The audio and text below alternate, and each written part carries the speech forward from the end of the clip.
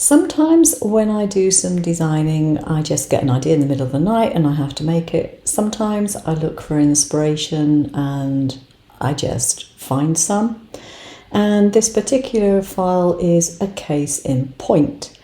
In my suggested videos in YouTube came up a video which was, I think, Create and Craft Live, and the show was featuring a Tonic Studios die set, and the bit that I saw was a double slider box where you have two drawers basically, and they pull out opposite each other from a center box cover. And I thought, oh, that looks interesting. And I saw, I think it's a lady called Jodie, doing the demonstration of how to put it together, and I thought, well, that looks simple enough. I think I should be able to design that with any difficulty. You know, if you're into metal die cutting, then by all means, you know, if you like the style of box, go buy the metal die. I don't buy metal dies, and I think most of the people who use cutting machines are not in the metal die market. That's why we have die machines. This is my way of actually designing that file, and basically this is a matchbox drawer, which is very, very simple to do. You need to decide on the dimensions of your drawer base, which I have here, 5.5 by 10. And then you need to think about the depth of the drawer and how you want to construct it. I just wanted to have a very shallow drawer because I'm making this relatively small, about 1 centimetre deep. This being 5.5 by 10, the height is 10. If I have 1 centimetre deep drawer, I need to add 1 centimetre on there. I need to add 1 centimetre on there. Now the other thing that I wanted to do was to have a fold on the sides to basically make the side card double, because it's not going to be very sturdy if it's just one layer of card. And I think having the edges folded over makes it much stronger. So I would need to have 2 centimetres on that side and 2 centimetres on this one. And so if we look at the height, I'm going to click off the proportions and I'm going to add 4 centimetres to that to make it 14. This is the one that I'm altering at the moment. So this is the size I want my base to be, and this is the size I have to cut. What I can do is I can put in my score lines on here. So basically I know that I want 2 lines of 5.5 wide. So I'm actually going to go to the library, go to my shapes and go to basic shapes, and in here there are some horizontal and vertical lines, whichever one you want to choose. So I want a horizontal line. This just makes it quick, and I want to go here and I want to make that 5.5. There we are. Now the other thing I want to do is I want to change the color. I want to tell myself that this is a score line, so I'm changing it to bright pink.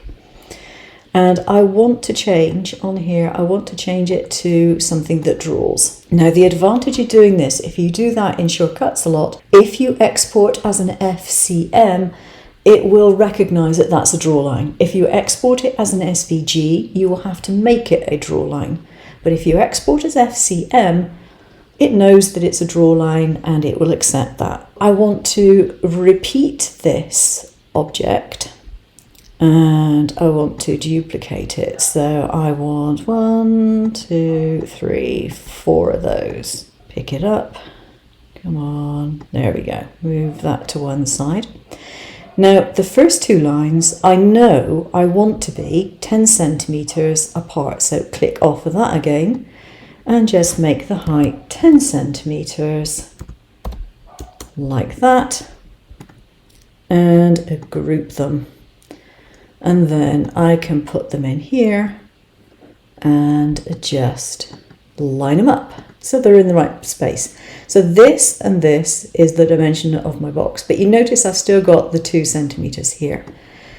So this second lot that I've got here, I make these 12 centimeters apart. So 12. There we go. And group again. And then I put them in there. So I have, let's move this over so you can see it. I have one side of my base. And I basically do the same thing with this edge. So I want to have those dimensions again, plus another 4 centimeters on either side. So it's 5.5. I want to copy and paste it because I want to keep that base shape. So I got my 5.5 and I need to have extra width on the 5.5.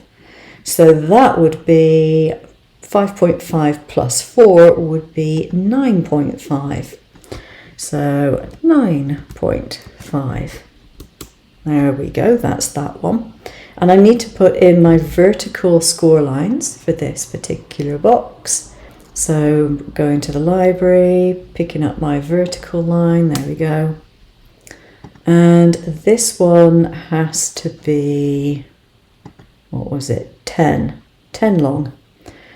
So if I get that line there and I make it 10 centimeters and I change the color to pink, there we are, and I change that to a draw line. And I'm just going to move it. Come on, drag. Come on, move. Okay, I'll just use my keys to move it. Picking up lines is sometimes difficult in Scar. It doesn't always want to do it. You are supposed to be able to move it by dragging this one. And sometimes I remember that and sometimes I don't, but there we go. So these two lines I want to be 5.5 centimeters apart. So I go to my object and my duplicate. Now the other way of doing this is to put 2 in the column there and then in this space put 5.5. But sometimes I do it the other way, sometimes I do it this way. And now you want to group them. You can group it in that previous window as well. I just didn't remember to do it. Okay, so we got the 5.5.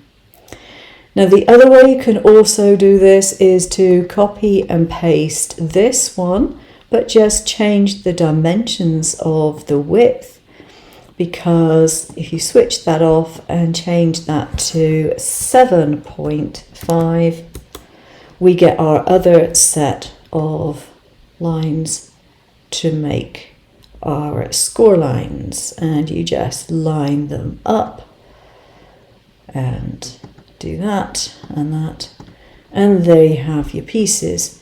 Now this one I'm going to drag out of the way. Okay, I'm going to group all that for the moment and group all this, and then come on, move, select both and center them up. So the 2 of those, one on top of the other, would actually make my box, but I have these lines in here which I do not want. I have to get rid of those lines. So the eraser comes out, and I tend to make my eraser pretty big so that it makes it quicker. And I can literally just remove my lines here. So there we go. Now, the reason I can erase these is because I know I already have this bit, which is the correct size to go in the center of it. But first of all, I want to make sure that that is grouped. There we go. And this one here, I'm going to copy and paste it again because I might want to use that as an insert for a base, and I might want to do an offset or something. So this one, I'm going to change the color to the pink again. And I'm going to change it so that it's a drawing line and not a cut line. And I can just put that there and just go over to here and center it up. The tabs that I put here, you are not going to see. Now there's a couple of ways that you can do tabs. You can draw them with something like this, and you can just do like that. And if you hold down, I think it's the shift key, you'll get them in the right, I'll just exit that, you'll get them going vertical and horizontal, and that would be easy enough. However, what I tend to do is to pick a shape. So I go to the library and I think, yeah, that'll do. Okay, I'll have a half moon. Now I know that this gap here is 1 centimetre, so the width has to be 1.0. I don't think that is quite a high enough item, so I'm going to just click that. Whoops, a bit too much. That will probably do the trick. And yeah, that's the centimetre, so that's fine. Now this would have a cut line on it, so I don't want the cut line, and it's easy enough to pick up the knife and to cut through the corners like so, and then select that piece and break it apart. Select the bit on the bottom and remove it. Now you could, if you didn't want to do that, you can keep that piece, but you can change the colour of it, you guessed, to pink again. And you can change that to a draw line. And now what you can do is you can duplicate it. So we want to group all that because we don't want it falling to pieces, and we want object, duplicate, and I want 2 rows and 2 columns. There we go.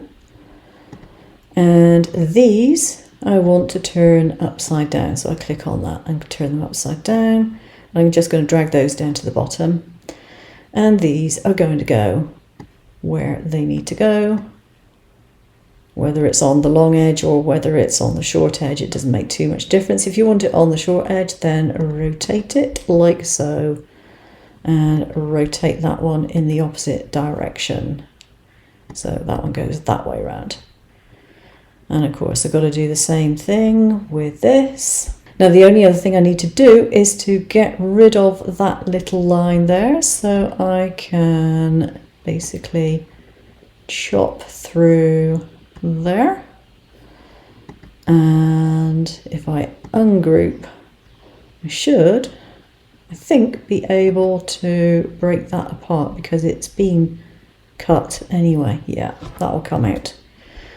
So I can do the same with this one, and so you can repeat that with the others. Now if you don't want to manually move them, you can in fact copy and duplicate and rotate so that you get them all in different places. So for example, I could take this one and I could do object, duplicate, do 2 of those, and increase the gap between them, and you can see it, whoops, a bit too far. And then I could move it down with my arrows if I want to. And I need to go down probably just a little bit. Yeah, there we go. And you can also go to copy, paste in place, turn it around the opposite direction. You know you've got it on the right axis, as it were, and you can just press your key, your arrows key, to move it into position. I need to move that one back over just a tad. There we go. So you take all this little lot and group it, and your box base is done. Now the thing is, there's always more than one way of doing it. So we have our box base and we have our rectangle, which is the same size, so you can check it. And if I was going to make that a decor panel to go on the inside, I would just click that small arrow, so I make it ever so slightly smaller for that to actually physically fit inside the box. It will make it fit more comfortably, particularly when you're folding the edges in. So that would be my drawer base done, and you just cut 2 of those, and that's that. So that is the most difficult part of the actual process for this box. The other thing that you might want to do is to go into your preferences and have a look and see what you've got. On my edit preferences, I've got arrow key increment set to 0.2 centimeters. That's 2 mil basically. But my nudge is at the moment set to 0.05. Now I think that's probably a little bit too small, and I'm going to set it to 0.1. I must have sent it to 0.05 for a particular reason.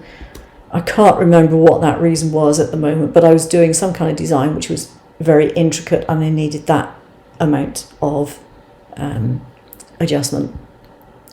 But check your edit settings, because it will depend on what you've got there as to how much your arrow keys on your keyboard actually move things around for you. Okay, so I tend to keep it at 1 and 2, and then I know that my arrows up here will alter things by 1 mil and my arrows on the keyboard will alter things by 2.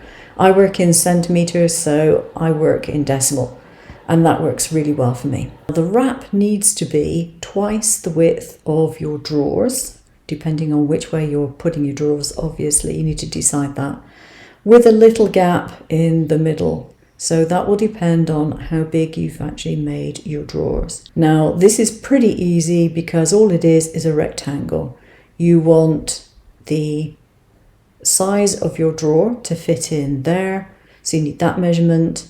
You need a centimetre plus a tiny little fraction for the sides, because you have to allow a little bit of extra for wriggle room, as it were. So it's only like 0.2 of a centimetre at the most. You just add on a tiny bit. So I think I made those like 12 mil apart instead of 10, it was 12. And then you need a flap to glue it shut. So that was just a centimetre. So you have a centimetre, you have 1.2, then you have the dimension of your box, then you have another 1.2, and then you have the dimension of your box again. And you can put the lines in here quite easily by lining them up with the top, then moving them down with your arrow key to get the 1 centimetre. That will work quite happily.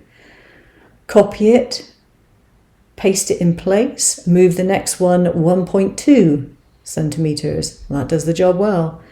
Copy paste that and move it the length of your box, and so on until you've done all your lines that you need for your scoring. So that makes that really, really easy to do. So coming back to page 2, the piece which is most important is this piece here. This needs to be the width, more or less, of the wrap. So 2 widths plus a little bit. But once you've designed your wrap, you can make this to size. It needs to be the same length here as your box. So if they were going that way up, it needs to be that length. Plus it needs another centimetre for you to have a folded glue strip on it. And the easy way of getting these done is very, very simple. So I'll show you how you do this. You have your correct measurement and you now make your insert pieces of whatever size you want them to be. And you can line them up with the bottom. Okay, so line that there.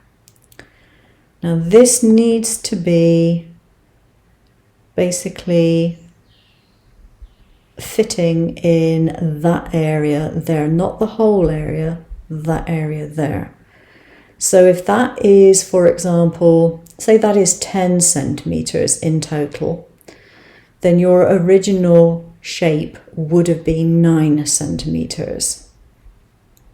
And so this cutout would need to go in the middle of the 9 centimeters, not the middle of the entire lot.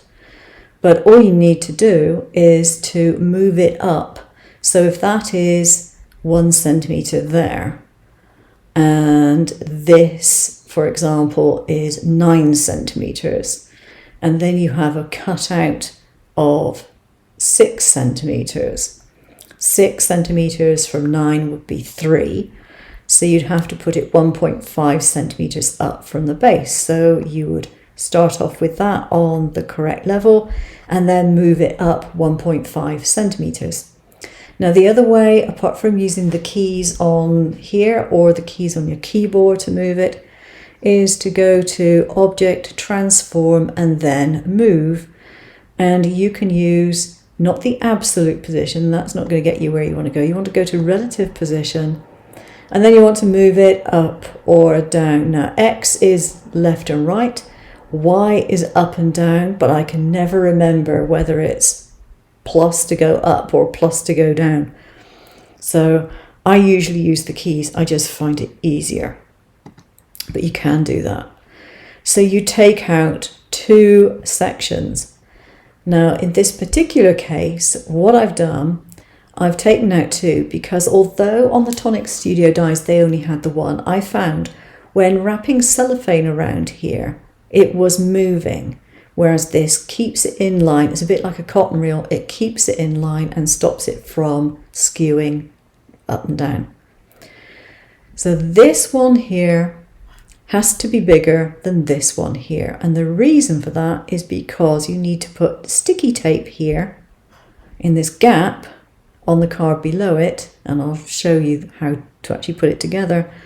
But you don't want it interfering with the cellophane. When I did this design the first time round, I only had a very shallow gap there. And then when I was using my tape, I couldn't understand. Everything was going as it should do, and then it would jam. And I realised that the sticky tape was getting involved with the cellophane there. So it needed a larger gap so that I could put my tape down here and it wouldn't touch the cellophane, and that worked really, really well. So what else have we got? This here is pretty simple.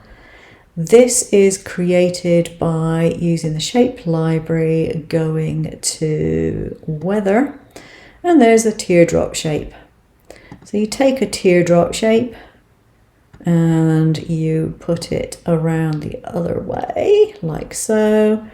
And then you go to Object, Duplicate Rotated, and there we go. And I kept going around until I had what I wanted, which was basically all these, and I just threw those out. And then I resized them to be the size that I wanted. This shape here, in actual fact, was a series of hearts rotated. I put this inside afterwards, it just fits quite nicely, and that's how I did it. If you have shapes like this, let's just get rid of a few, get rid of that one. You can group them like that. You can apply an offset. Move this out of the way so we can see the offset. It'd be handy, wouldn't it? Until it's a solid shape, do that. And then this shape you can add to a rectangle and you'll end up getting something like that. So that's how I did it. This pattern here is one that I've had in my stash. It's a card front. I just resized it. Now this was actually drawn on my iPad. I probably did it in, I'm thinking concept, most likely. It's just freehand, put in a frame. That's just the way I tend to do things of that nature. I don't find it particularly easy to do freehand designs on here. This is fine if you want to do shapes, but if you want to do freehand, my iPad is what I go to every time. This is just a copy of the side shape. This is the piece which goes inside my drawers if I want to do that, if I want to cut out some coloured card or something and put it inside the drawers. So that's how I did it. As for putting it together, that was a bit of trial and error. I will include the film footage for some of that. That my plastic isn't quite right. It's not straight and it's not actually wide enough.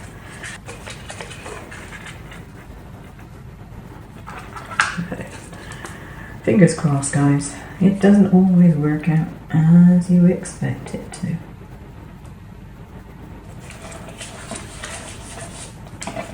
Right. Fourth or fifth time lucky.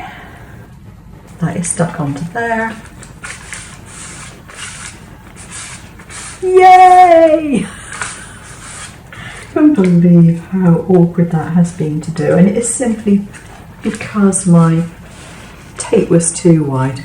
I've cut out another of these mechanisms, and this time I have increased the gap here, the width of it, not the length of it, the width of it, and I've narrowed the gap there. So the next thing is the cellophane wrapper. Now the reason that I put that little ridge in there is simply because when I didn't have it, I found the cellophane was sometimes skewing, but this keeps it on a nice straight path. Okay, moment of truth. Right, perhaps I'll have more luck this time. I have redone the plastic. I have put some sticky tape over the flap where it is obviously overlapping, so that shouldn't catch anymore. I've put tape on the back of here, and I am just going to line up this drawer with that edge and tape it down. So that one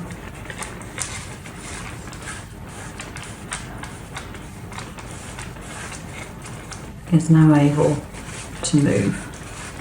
Right. Roll it back so that tape is in the middle again. This one I didn't remove from here, so it's just a case of putting it on to the back here, lining it up.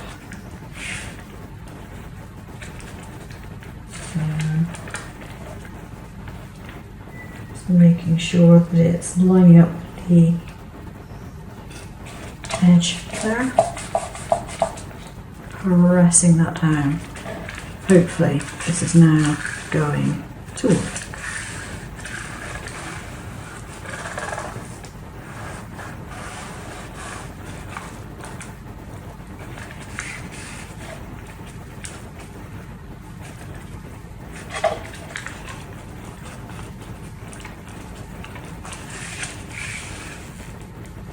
Seems to be working. But we've been there before. Okay, let's see if we can get it to stay working when it's all done up. And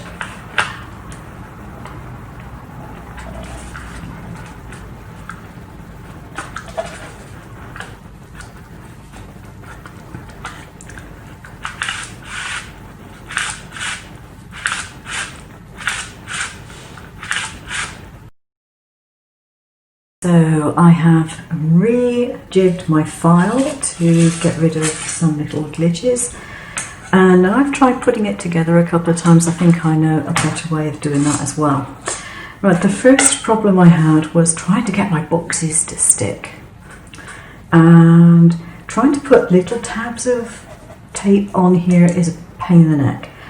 So I thought to myself, well, why shouldn't I just put a piece of glue, or tape as it is, over the entire strip, because it's going to be folded in inside and it needs to have glue or tape on the inside anyway.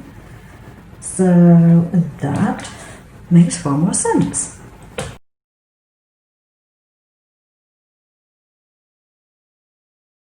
I've got my pieces cut out and I have done all my folding. I've put my decor pieces on already.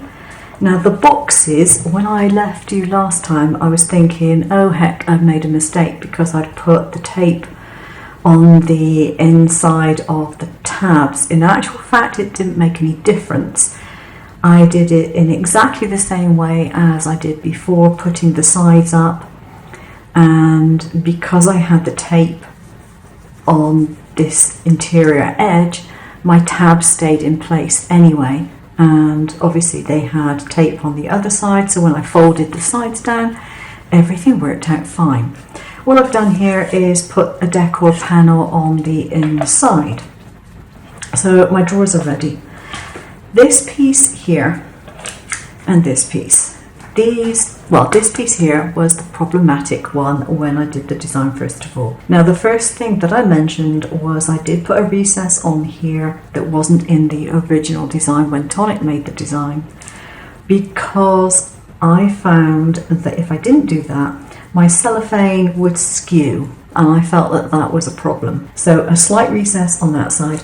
I increased the recess that I measured and put on this side. I also made it ever so slightly narrower than the card cover, about 5 mils narrower, I guess, so that I have room for the pieces that I need. Because what's going to happen, this piece here is going to slot into that area there, and it's going to have the drawer stuck to it.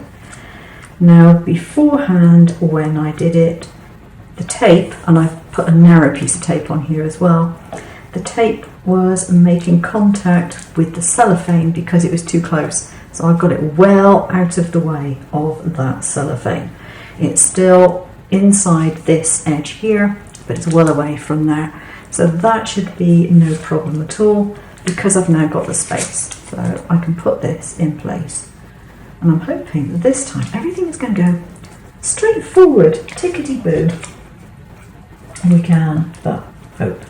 So that goes underneath the second fold, basically on the base of your box, and your box is going to be folded over like that. So that's the first bit. Now, this one here is the one with the 2 pieces of tape on and nothing on the back of it, because this is going to go, eventually it's going to attach to that cellophane there, but you don't want it attached anywhere else because it won't move if you attach it anywhere else. So I can slot that one into position. I'm going to line up that tape just inside the edge of the card, so that when I take that tape liner off, my box is going to sit like that. It's going to sit just over the top of that tape. So take the liner off. Going to move that side up, so I've just got a guide where it should actually be, and pop it there. Lift up the entire thing and grip, and then just remove the protective strip and put that down. Make sure there is nothing sticky just there. It's not going to cause a problem. If you've got a little bit of stickiness there, you can take a brush and some talcum powder and just put that over the stickiness, and that will stop it from sticking to the rest of the card. Okay. Now that is going to be able to move. If I pull that this way, my drawer comes out. Now it's also quite important, I found, to put the join of the tape in the centre, because when it's moving, if that has to go over the outside edge, it's going to cause a problem. It doesn't want to go around the corner in quite the same way as the rest of the cellophane. So if it goes in the middle when you start, that makes the most sense. Right, now I've got that drawer in, I can put the tape on the bottom of this drawer and stick that drawer down. So this one, oops, my inside came out, I didn't stick it down. This one is going to go in the centre of here, lining up with that tape edge, and then that is going to go onto the cellophane. So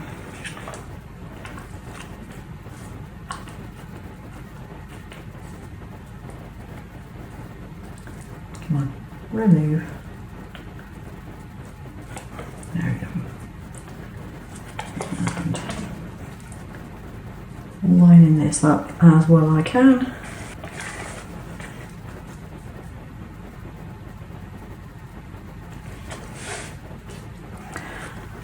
Okay, so I've discovered a very slight design flaw in that this piece is slightly too wide.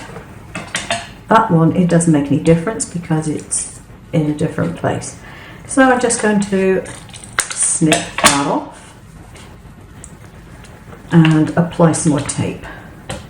If you make your tape slightly narrower than this piece here, you shouldn't have a problem with it extending over the cellophane. There we are, take that off. And again, I'm going to line this up, more or less, with the outside edge. And fingers crossed. Yay! That works perfectly well. And the inside edge, or the outside edge of the boxes, I might say, can go well inside this edge here if need be, but you can pull them out if you want to. So now all I've got to do is to fold that up and close it up just by lining up the top edges. There we go. Works perfectly at long last. Right, so that is my design process, and as you can see, it can take a long time between the original idea and actually getting the finished result. Quite like this one actually. There we are. So all I need to do is put some glue in there and just stick that down.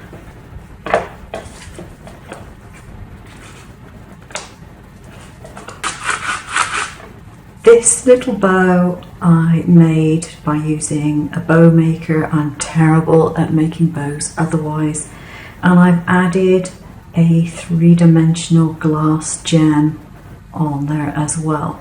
Now, to put the gem on here, I actually used nail gel and cured it under the lamp, because I find that is one way of making sure that it's secured and it's not going to go anywhere. It's going to stay there. And to attach that to the box, I actually used hot glue because I figured that is probably the best way of getting it to stay. And stay quickly, because I wanted to position it and hold it in a certain position to get it stuck there. So there we go, the process from start to finish. Was it worth it, do you think? Well, from your point of view, it is, because you get to have the file and I've done all the hard work. So I hope you think it's worth it. I just like puzzling things out because it makes my brain work. Sometimes it makes it work a bit harder than others, and sometimes it makes my brain ache. But in general, I enjoy the process. Thanks for watching. If you made it this far to the end, congratulations. You must have the patience of a saint. See you again soon. Take care now.